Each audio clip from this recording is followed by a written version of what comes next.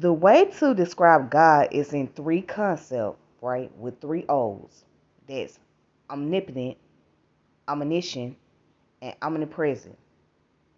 So, omnipotent basically means that God is all powerful, right? Omniscient means God is all knowing. And omnipresent means God is everywhere.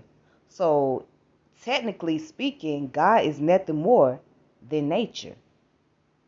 God is nothing more than the universe. Pantheism ideology, right?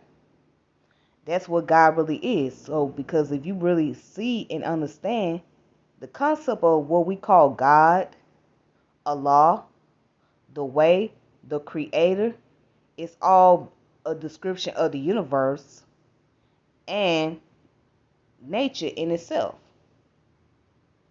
Okay? Because God is all knowing and powerful and it's everywhere. That's nature. That's the universe. So technically speaking, God, Allah don't need a religion. God don't need religion. As humans, we created religion to bring some type of connection, to bring some type of rule and ideology into place, right? To bring some type of control mechanism over other humans. Now, there are some that has used it as a way to bring about spiritual connection. But outside that, religion doesn't matter to nature. Because at the end of the day, we all got to go back to nature. We all got to go back to the universe. When is that time come?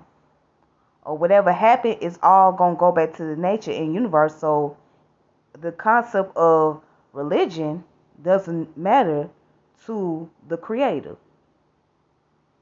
And it's just very ironic to me that we argue about religion all day. And, no matter what we label ourselves as, it won't matter to nature. It won't matter to the Most High. It doesn't hold any significance to the Most High, to what we call Allah, the way, God. It's not going to hold any significance because God, nature, is all powerful. Period.